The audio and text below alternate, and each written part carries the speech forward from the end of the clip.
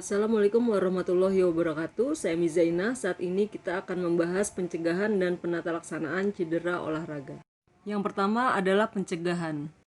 Langkah-langkah pencegahan di sini ada 3. Yang pertama pencegahan primer, yaitu mencegah terjadinya cedera olahraga, yaitu dengan asupan nutrisi dan cairan yang cukup, teknik dan periodisasi yang baik, pemeriksaan fisik dan kesehatan secara berkala, serta pakaian ergodinamis.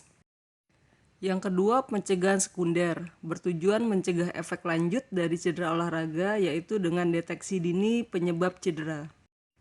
Yang ketiga, pencegahan tersier, bertujuan mencegah komplikasi pasca cedera, yaitu mengatur dan mengurangi ketidakseimbangan mekanis, artikular, otot, tendon, ligamen, serta memberikan waktu pemulihan yang cukup. Bentuk-bentuk tindakan pencegahan cedera. Pencegahan lewat keterampilan dan teknik yang baik. Pencegahan lewat fitness. Dengan strength, otot tidak akan mudah cedera. Dengan endurance, otot tidak cepat lelah sehingga terhindar dari cedera. Dan flexibility dapat mengurangi resiko cedera. Warm up. Dengan meningkatkan suhu tubuh, mobilitas sendi, peregangan, menurut penelitian dapat menurunkan resiko cedera. Sarana dan prasarana yang sesuai dengan cabur dan standar keselamatan. Nutrisi yang baik dan seimbang serta cairan yang cukup. Pencegahan lewat pertolongan, penanganan yang cepat dan tepat untuk menurunkan resiko. Implikasi terhadap pelatih, yaitu dengan tidak memaksakan kondisi atlet. Yang terakhir, kebugaran psikologis. Penata laksanaan cedera olahraga. Yang pertama, asesmen atau penilaian cedera olahraga. Yang kedua, penanganan cedera olahraga. Yang ketiga, penanganan fraktur. Dan yang terakhir, penanganan dislokasi. Asesmen yang perlu dilakukan pada penderita yang tidak sadar. Yang pertama, danger atau bahaya, yaitu terapi pada fase emergensi. Yang kedua, respon, periksa apakah penderita sadar atau tidak. Yang ketiga, airway atau jalan nafas, pastikan tidak ada sumbatan atau hambatan pada jalan nafas. Yang keempat, breathing atau pernafasan, pastikan organ pernafasan berfungsi dengan baik, yaitu 16 sampai dengan 20 kali per menit untuk orang dewasa. Selanjutnya, circulation atau sirkulasi, pastikan apakah ada gangguan pada sirkulasi darah. Pendarahan hebat harus segera dihentikan. Yang terakhir, defibrillation atau defibrilasi, yaitu metode perawatan darurat yang untuk takikardia ventrikel, yaitu gangguan yang menyebabkan jantung berdetak sangat cepat dan tidak beraturan. Asesmen pada penderita cedera yang sadar, yaitu dengan metode TOTAPS. Yang pertama, TOC, tanyakan apa yang terjadi, di mana yang nyeri, bentuk rasa nyerinya seperti apa. Yang kedua, observe, observasi daerah cedera. Adakah kemerahan atau bengkak? Adakah perbedaan sisi yang terluka dengan sisi yang lain? Yang ketiga, touch, raba apakah hangat di area cedera yang merupakan indikasi reaksi peradangan.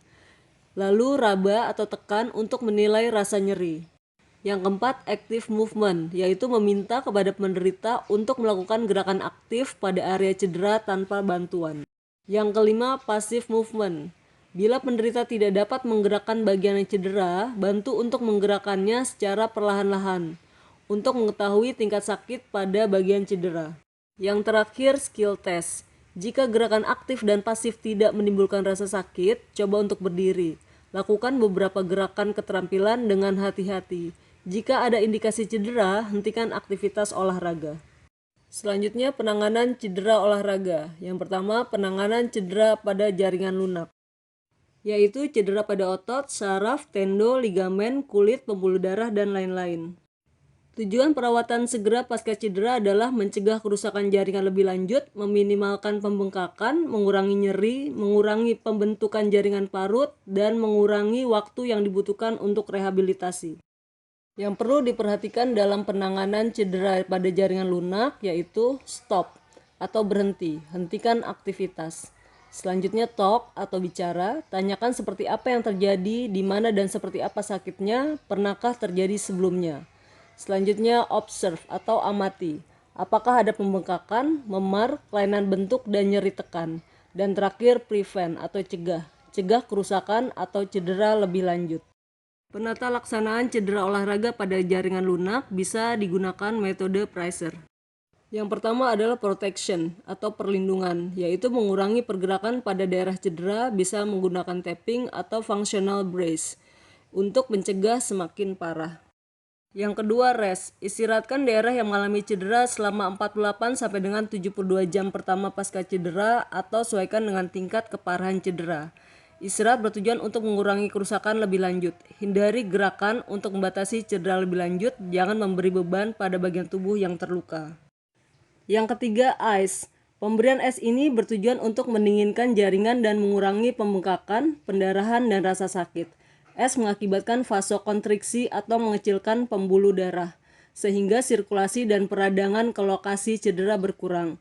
Es tidak boleh diberikan secara langsung pada daerah cedera, tetapi harus dibungkus dengan kain atau handuk.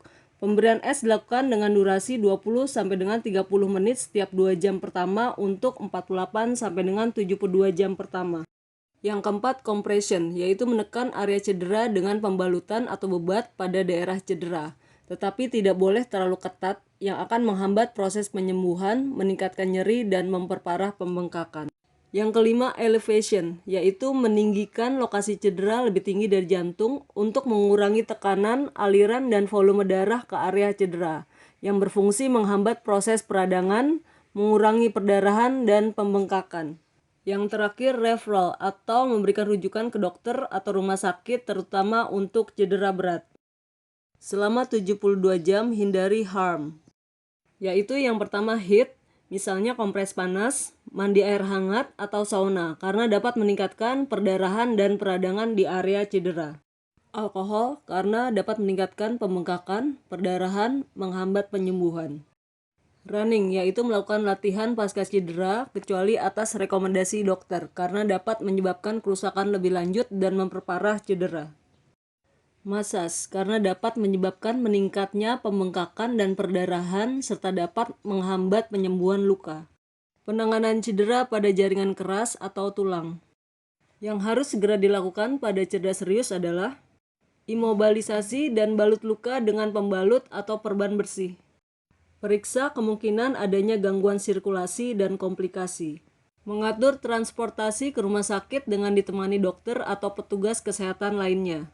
Berikan tindakan pressure jika tidak menyebabkan nyeri. Pembahasan selanjutnya adalah penanganan fraktur. Pada penanganan awal fokus pada imobilisasi. Beberapa contoh imobilisasi pada penanganan fraktur adalah yang pertama pemasangan traksi, yaitu tahanan yang dipakai dengan berat atau alat lain untuk menangani kerusakan atau gangguan pada tulang dan otot. Selanjutnya, fiksasi interna, yaitu tindakan pembedahan dengan pemasangan pen. Yang ketiga, pemasangan gips, yaitu bubuk campuran yang digunakan untuk alat fiksasi pada daerah yang mengalami patah tulang. Yang keempat, pemasangan bidai, yaitu bertujuan untuk mengistirahatkan bagian tubuh yang cedera dengan menggunakan benda keras yang ditempatkan di daerah sekeliling tulang. Pembahasan terakhir adalah penanganan dislokasi. Yang harus diperhatikan pada tindakan, yang pertama, bila terjadi perdarahan, hentikan perdarahan tersebut, lakukan kompresi. Kedua, bersihkan luka, gunakan irigasi dengan larutan NaCl, betadine atau iodin. Yang terakhir, membalut luka dengan perban steril. Salah satu penanganan yang umum dilakukan pada dislokasi bahu adalah dengan menggunakan metode Stimson, yaitu dengan menggantungkan beban di tangan yang mengalami luxatio. Penderita harus rileks untuk beberapa jam, kemudian bonggol sendi akan masuk dengan sendirinya. Terima kasih telah menyimak sampai dengan selesai, semoga bermanfaat.